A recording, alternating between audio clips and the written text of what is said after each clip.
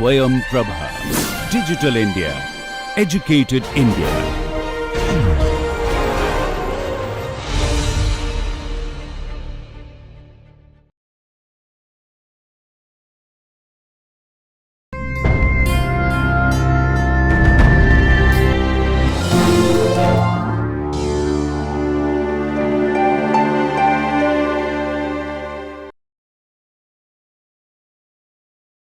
So, to just convey these ideas and also like to correlate what we have learned, like let me take an example and then like we would discuss a few points. Okay. So, let me take an example of a typical mass spring damper system that all of us are familiar with. Let us say I have a mass, this is a 1 degree of freedom mechanical system. So, let us say like I have a mass m, okay, which is connected to a spring, linear spring with a spring constant of k and a linear damper with a damping coefficient of c, okay. And let us say I apply a force f of t on this particular mass, and the displacement of this mass from its equilibrium position, let us call it as x of t. So, all of us know that the governing equation of motion for this system is going to be, of course we derive it based on the Newton's second law of motion, right. So, the governing equation of motion for the mass spring damper system is essentially mx double dot plus cx dot plus kx is equal to f of t, okay. Of course, in this particular course, if I use a dot over a variable, that means I am taking its time derivative, okay. So, x dot means it is the first time derivative of x of t, x double dot t means like it is the second derivative of x of t with respect to time and so on, okay. So, if we, this is the governing equation for this mass spring damper system. So, as we know like mx double dot like characterizes the inertia effects that occur in the system. Cx dot essentially correspond to the viscous dissipation that happens due to the presence of a damper, right. The viscous terms, the dissipation terms are modeled using Cx dot. Kx essentially is indicator of the compliance, right, that is present in the system, all right. So, these are essentially typically used to visualize this what to say class of mass spring damper systems, and that even like one would use these analogies to develop models for even other systems from other domains, okay. So, but let us consider this what to say example, right, and we immediately realized that the governing equation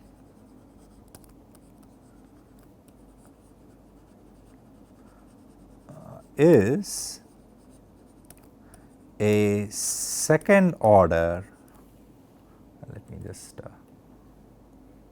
come up, okay, is a second order linear inhomogeneous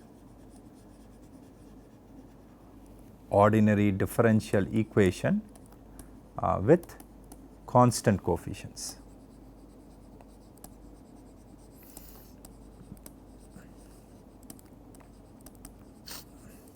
Okay. So, we can see that the order of the system is 2 because we have a second order derivative in the governing equation. It is linear as is evident from the governing equation because the equation is linear in x of t and f of t.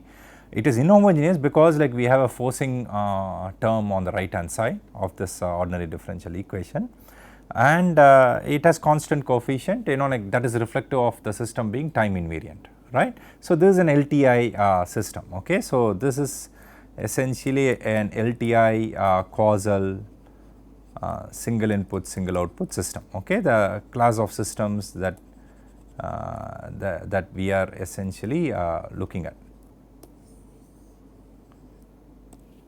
So, if we look at the response of the system, We are going to revisit these concepts in detail later, but if you look at the system response, we are going to have two components. One due to the presence of any potential non-zero initial conditions, okay. So, for example, like I can displace the mass a little bit and then leave it, right. So, then I am giving a non-zero displacement as an initial condition, right. So, this would be called as the free response. These are terms which we will define later on, okay. And then we can also have a system response due to the input provided. In this case, the force is the input to the system. So, in fact, like if we want to visualize this using the typical systems perspective. So, in this case, the mass spring damper system, the input is the force F of t, the output is the displacement, right, displacement x of t. So, in other words, like if based on the input that is provided or the force that is provided, I can have a displacement, right. So, that essentially comes as what is called as a force response of the system. So, the system response can have two components, right, and this is an example of a linear time invariant causal SISO system. On the other hand, let us say we consider a scenario where the spring constant changes with time. Could happen. So, for example, like if I keep on operating the system for a long time, the spring may weaken, right. So, then the spring constant may change with time, right. So, let us consider a scenario where the spring constant changes with time, then the governing equation could be rewritten as mx double dot plus cx dot, okay, plus kt x of t is equal to f of t. So, this kt, okay, is now representative of a time varying spring constant, right. A time varying parameter comes in the system model. So, as a result, this becomes what is called as a linear time varying system. So, this is just an example of when we could potentially get a linear time varying system, okay, instead of a linear time invariant system, okay. So, that is a linear time varying system, okay, and we can immediately realize that the governing equation in this case is once again a second order linear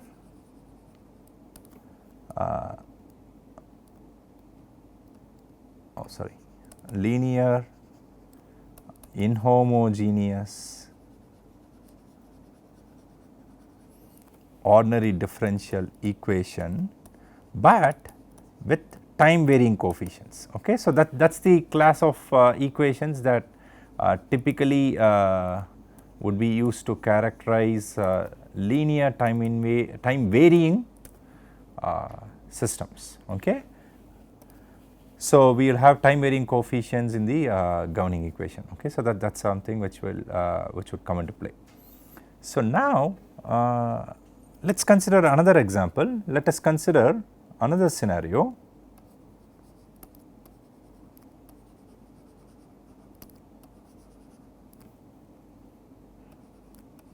where the spring is non-linear. This also could be a potential scenario which can be encountered in practice. So, what do we mean by this, right? So, essentially in many problems in practice, like if we have a, let us say, a coil spring, right, in let us say in some machine element or let us say even in our automotive suspensions, right, we take a spring and then like we test it by essentially giving a force and then like plotting the force displacement characteristics. So, by and large what may happen is that we may get a curve which may be non-linear, like if we test it in the entire domain. Okay. So, what typically happens is the following, like see, even let us say we take a car suspension where we have a coil spring which is compressed initially, or even if this is more evident, let us say in a two-wheeler, you would have seen a coil spring, which essentially deflects as the two-wheeler is going. So, essentially let us say we have the spring in an initial state of compression, right. So, let us say that is the initial compression that we have essentially given.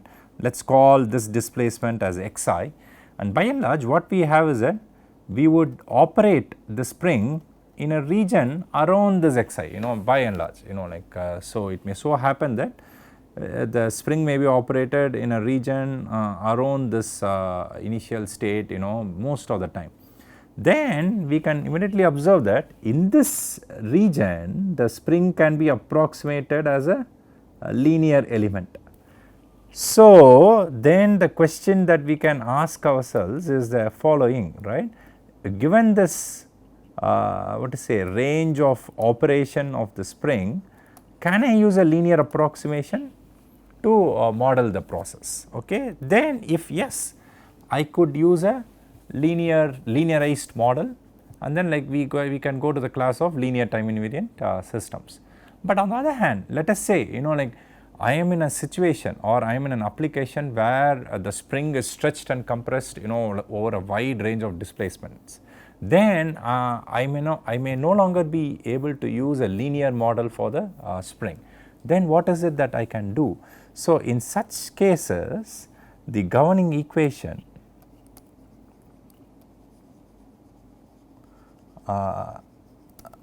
would become,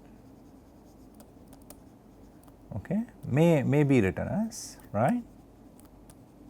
I am just taking an example where let us say the governing equation for the spring's response is a quadratic function of the displacement, right.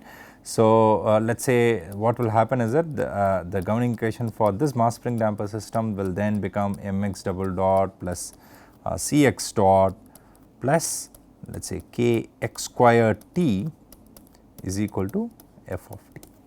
Okay. So, you see that the term kx square t makes the system non-linear. Okay. So, this becomes a non-linear system, okay, once we have such a response, and we could immediately observe that this is still a second order ODE, but now it becomes a non-linear ODE, right. So, non-linear inhomogeneous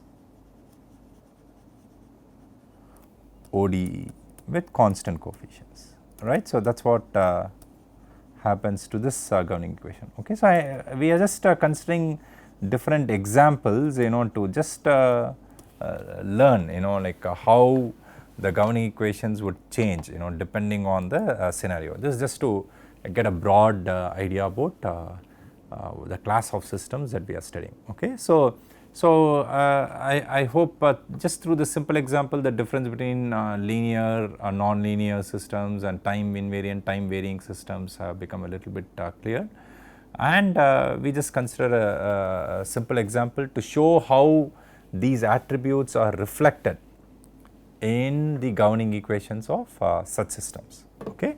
So, to conclude this class, let me just show you some simple examples, this just simple simulation results, just to convey the concepts what we have learned.